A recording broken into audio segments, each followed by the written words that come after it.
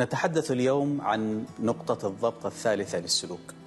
هذا المفهوم يتعلق بما يسمى بمفهوم الضبط أو locus of control، وهو مفهوم نفسي من أشهر علماء النفس الذين قالوا به جوليان روتر، حيث ذكر بأن مفهوم الضبط هو أن يرى الإنسان أو الفرد مصدر تدعيمات لسلوكه.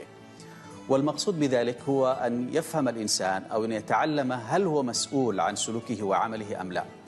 ولدينا نوعان من الناس أو نوعان من الضبط الداخلي والضبط الخارجي. الضبط الداخلي يرى الإنسان نفسه بأنه مسؤول عن سلوكه وعن عمله، وأما بالنسبة للضبط الخارجي فإنه لا يرى أنه مسؤول عن عمله، وإنما يلقي باللائمة على من حوله أو يلقيها على الحظ أو على القدر. وإذا طبقنا هذا المفهوم على الأسرة، على الأبناء والآباء على سبيل المثال، فإننا سوف نجد على سبيل المثال الطالب الذي يرسب في الامتحان، الطالب صاحب الضبط الداخلي، سوف يعزو المسؤولية لنفسه، وأنه قصر في استذكار دروسه، وأنه لم يذاكر جيدا وبالتالي رسب في الامتحان. وأما الطالب صاحب الضبط الخارجي فإنه سوف يعزو أسباب فشله ورسوبه في الامتحان إلى أسباب خارجية، ويبرئ نفسه عن هذا الفشل، فيقول بأن الأسباب هي صعوبة الامتحانات، أن المدرس أو المعلم كان متحيزا ضده، وإذا لم يجد سببا من الأسباب فإنه يعزو ذلك الفشل إلى الحظ أو الصدفة أو القدر. ماذا نعني إذن بنقطة الضبط الثالثة للسلوك؟ إذا اعتبرنا بأن الضبط الداخلي هو أن يرى الإنسان مسؤوليته عن سلوكه، وأن الضبط الخارجي لا يرى المسؤولية عن نفسه، فإن نقطة الضبط الثالثة هي ذلك الدافع الذي يجعل الإنسان مسؤولا عن سلوكه. ما الذي يجعله مسؤولا عن سلوكه؟ هو ذلك الاعتقاد الذي يعتقده في نفسه وبأنه مسؤول. هذه المسؤولية تنبع من مراقبته لله سبحانه وتعالى.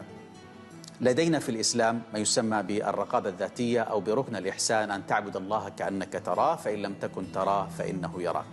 كيف نسقط أيضا هذا المفهوم الجديد، مفهوم نقطة الضبط السلوكي الثالثة، على الوالدين وعلى الأبناء؟ بالنسبة للوالدين سوف نذكرهم بأنهم مسؤولون أمام الله سبحانه وتعالى، كلكم راع وكلكم مسؤول عن رعيته، وبأن التربية ليست مجرد طعام وكساء، وإنما هي أيضا تربية أخلاقية وتربية سلوكية.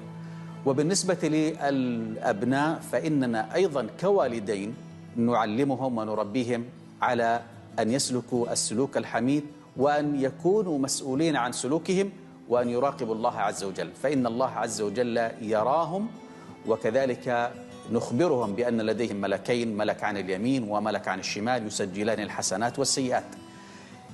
بهذه المفاهيم أو بهذه الطريقة سوف ينشأ لدى هذا الطالب أو لدى هذا الابن رقابة ذاتية أمام الله سبحانه وتعالى، فلا يحتاج الوالدان أن يراقبانه وأن يتصنتان عليه، وإنما ستكون هناك نقطة ضبط داخلية، وهي نقطة ضبط ثالثة، هي رقابة الله سبحانه وتعالى لهذا الولد.